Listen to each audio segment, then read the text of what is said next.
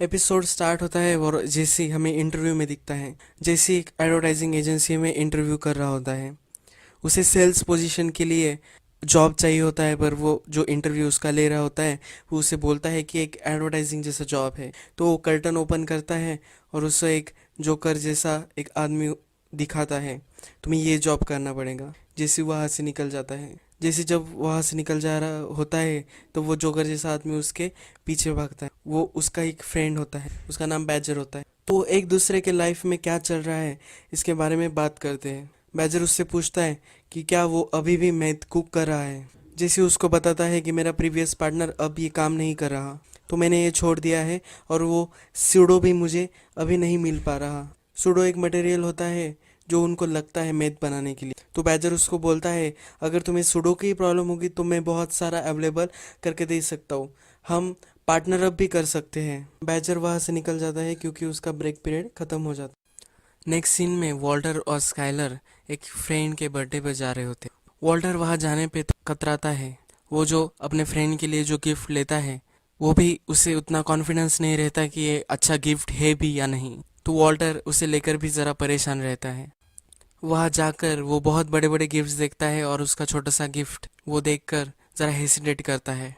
उसका friend Elliot और उसकी वाइफ ग्रेचन उन दोनों को वेलकम करते हैं। ग्रेचन वही लड़की है जो वॉल्टर के एज यंग सीन में हमें दिखाई गई थी सेकंड एपिसोड में, जब वो बॉडी एलिमेंट्स ब्लैक बोर्ड पर लिख रहा होता है। वॉल्टर का फ्रेंड अब अच्छा सा एक साइंटिस्ट बन चुका होता है। तो वो वॉल्टर जब उसके घर में जाता है तो वो सब उसकी चीज़ें देखने लगता है। वॉल्टर जब बाहर फिर से पार्टी में आता है तब एलियट के कलीग्स वॉल्टर को फिर से बुला लेते हैं और उनके ग्रुप में वो डिस्कस करते हैं कि वॉल्टर कितना ब्रिलियंट था। यहाँ हमें पता चलता है कि इलियट और वॉल्टर दोनों साथ काम करते थे और वॉल्टर भी एक साइंटिस्ट हुआ करता था। अब वो सिर्फ एक स्कूल टीचर है तो उसे ज़रा गिल्टी महसूस होता है उस क्राउड में। पार्टी में नेक्स्ट इवेंट होता है कि जिसमें इलियट सब गिफ्ट्स को खोल रहा होता है। तभी उसे वॉल्टर का गिफ्ट मिल जाता है और वो जब उसे ओपन करता है तो उसे बहुत खुशी होती है क्योंकि उन्होंने वही एक प्रेट्जल्स या कुछ होता है उसका पैकेट वॉल्टर ने उसे गिफ्ट दिया होता रहता है। तो वो जो गिफ्ट होता है वो उसको अपने कॉलेज डेज की याद दिला देता है। वो जब रूममेट थे और उस पर ही गुजारा करते थे। वो आकर वॉल्टर को गले लगा लेता है। फिर इलियट और वॉल्टर काउच पे बैठकर गप्पे मारते दिखते हैं। जब उनको थोड़ी देर हो जाती है बात करते करते, तब इलियट वॉल्टर को एक ऑफर देता है। इलियट बोलता है कि आओ हम मेरी कंपनी में आकर तुम कुछ काम कर सकते हो। और फिर बोलते बोलते ये भी बोल जाता है कि हमारा हेल्थ बेनिफिट बहुत अच्छा है। तो वॉल्टर को पता चल जाता है कि स्काइलर ने कुछ इलियट को बता दिया और इसलिए इलियट एक चैरिटी कर रहा है और उसको एक जॉब दे रहा है। वॉल्टर इस पे गुस्सा हो जाता है और वो पार्टी से निकल जाता है। वॉल्टर और स्काइलर के बीच में थोड़ी सी फाइट भी हो जाती है। दूसरे दिन ब्रेकफास्ट पे वॉल्टर वॉल्टर जूनियर से तो बात करता है पर वो स्काइलर से बात नहीं करता। उसका गुस्सा अभी भी ठंडा नहीं होता। नेक्स्ट सीन में जेसी बैजर को बुला रहता है मैथ कुक करने के लिए। बैजर जब वैन में आता है तो वो सरप्राइज्ड हो जाता है कि बहुत अच्छा सेटअप जेसी ने बनाया है। बैजर सब वो सूडो लाता है अपनी बैग में। बैजर जब फ्लैश के बारे में पूछता है तब जेसी बहुत ही साइंटिफिक तरीके से सब पॉट्स के नाम लेता है। जैसे अब बहुत साइंटिफिक तरीके से फिर से मैथ कुक करना चाहता है। तो वो निकल पड़ते हैं डेजर्ट को। डेजर्ट में जब वो आते हैं तो वो बैच कुक करना स्टार्ट कर देते। जब जेसी और वॉल्टर कुक कर रहे थे तब जेसी जैसा केयरफ्री था वैसा ही बैजर भी जरा केयरफ्री होता है, केयरलेस होता है। पूरा दिन उनको लग जाता है वो मैथ कुक करने के लिए। जब मॉर्निंग में मैथ कुक हो जाता है और जैसे उसे देखता है तो वो पूरी तरह से सेटिस्फाइड नहीं होता। पर बैजर को बहुत ही बढ़िया लगता है वो मैथ। जैसे उसे उठाकर बाहर फेंक देता। जैसे को कस्टमर को कोई बैड क्वालिटी नहीं देनी होती। नेक्स्ट हमें दिखता है वॉल्टर जूनियर अपने दो फ्रेंड्स के साथ एक शॉप के बाहर। उन्हें उस शॉप से बियर चाहिए होती है और वो किसी ऐसे आदमी को ढूंढ रहे होते हैं जो जिसके पास आईडी हो और वो 21+ हो, जिससे वो पैसे देकर बियर खरीद सके। उसके फ्रेंड्स वॉल्टर जूनियर को भेजते हैं क्योंकि उसके पास क्लचेस होते हैं और कोई उसके रहम खाकर उसे बियर दे देगा। तो जब एक आदमी को वो पूछता है तो वो एक पुलिस ऑफिसर निकल जाता है। वो पुलिस ऑफिसर वॉल्टर जूनियर को अपने डैड को कॉल करने को बोलता है पर वॉल्टर जूनियर हैंक को कॉल करता है। हैंक उसे बोलता है कि तुम्हारे डैड को कैसा लगेगा कि तुमने मुझे कॉल किया, उनको नहीं। हैंक उसको घर ले आता है। जब हैंक उसे घर लाता है तब मरी स्काइलर के पास ही बैठी हुई। हैंक स्काइलर को समझाने की कोशिश करता है कि इस उम्र में बच्चे ऐसा करते ही हैं, प्लीज ये सब वॉल्टर को मत बताना।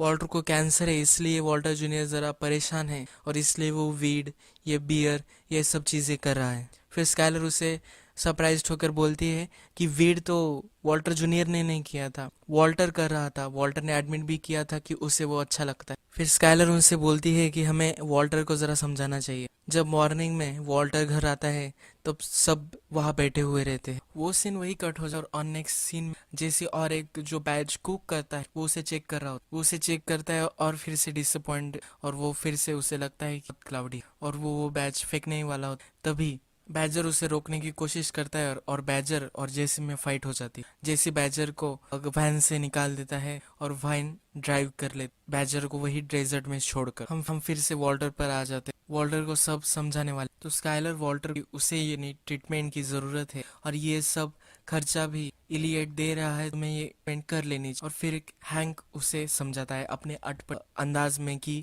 अगर ये फ्री में हो रही है तो ले लेना चाहिए, इसमें प्राइड या अपनी डिग्निटी, इस चीज़ों का ज़रा, इस चीज़ों के बारे में नहीं सोचना। वॉल्टर जूनियर उसे समझाता है कि मैं हैंडीकैप्ड हूँ, ये साल मेरे लिए बहुत ही हार्ड था, पर फिर भी मैं गिव अप नहीं कर रहा। तुमने बहुत जल्दी गिव अप कर दिया, कभी भी ऐसा गिव अप नहीं करना चाहिए। नेक्स्ट मरी की बारी आती है। मरी एक प्रोफेशनलिस्ट होती है और वो नर्स होती है, तो वो बहुत सारे पेशेंट्स वॉल्टर की तरह देखते, और वो बोलती है कि वॉल्टर जैसे बहुत सारे पेशेंट्स होते हैं वो जो कीमोथेरेपी या ट्रीटमेंट लेने से मना कर देते, पर फैमिली प्रेशर में आकर उन्हें हॉस्पिटल में होना पड़ता है, उनकी लाइफ बहुत ही खराब हो जाती है। तो इसलिए वो बोलती है कि वॉल्टर को जो डिसीजन लेना है वो ले सकता है, किसी का भी प्रेशर उसे नहीं लेना चाहिए। इस पर स्काइलर और मरी फिर से झगड़ा करने लग जाते हैं। वॉल्टर उन दोनों को शांत करता है और फिर वॉल्टर अपने बारे में बोलने लगता है। वॉल्टर बोलता है कि मेरे लाइफ में मैंने कोई भी डिसीजन खुद से नहीं ली और अब भी मुझे लग रहा है कि मेरे लिए सब डिसीजन ले रहे हैं। मुझे सिर्फ जीना नहीं है, मुझे मेरे घर पे रहना है, मुझे जो मैं काम करता हूँ वही काम करने हैं और मुझे लाइफ एंजॉय करनी है, सिर्फ जीना जीना नहीं हो। अगर मैं बेड पर पड़ा रहूँ और मेरी बीवी को मेरा सब डर्ट साफ करना पड़े तो ऐसे जीने का क्या मतलब। ये सब वॉल्टर बोलता है। अब यहाँ स्काइलर और वॉल्टर में एक कॉन्फ्लिक्ट हो गई है और उनका फाइट भी चल रहा था एक दिन से। तो जब नेक्स्ट दिन वॉल्टर उठता है और बेड पर स्काइलर, तो उसे डिफरेंट महसूस होता है और वो स्काइलर के पास जाकर बोलता है कि चलो ट्रीटमेंट।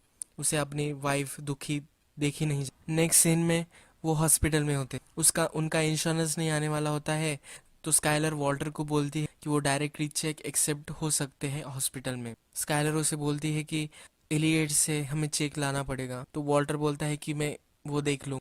नेक्स्ट सीन में जब वॉल्टर गाड़ी में बैठा हुआ होता है तभी उसको ग्लेचन का कॉल आता है। उसे इलियट से पता चलता है, इलियट मतलब उसका हस्बैंड, उसके हस्बैंड से उसे पता चलता है कि वॉल्टर कैंसर है। तो वो बोलती है कि जो पैसे हम तुम्हें ट्रीटमेंट के लिए देने वाले हैं वो तुम्हारे ही है, क्योंकि हमारी कंपनी में भी नाम तुम्हारे ही है। वो उस वॉल्टर को बोलती है कि जो पैसे हम, वो तुम्हारे ही है, जो हमारे कंपनी में जो नाम है वो भी तुम्हारा ही है, हम जो भी है वो सिर्फ तुम्हारे वजह से है। उसके बाद वो बोलती है कि क्या तुम हम दोनों की वजह से पैसे नहीं ले, मतलब वो वॉल्टर और उसके रिलेशन को रेफर करती है। वॉल्टर इनकार करके थैंक यू बोलकर फोन रख देता है। वॉल्टर जेसी के घर पहुंच जाता है और उससे पूछता है कि क्या कुक करे।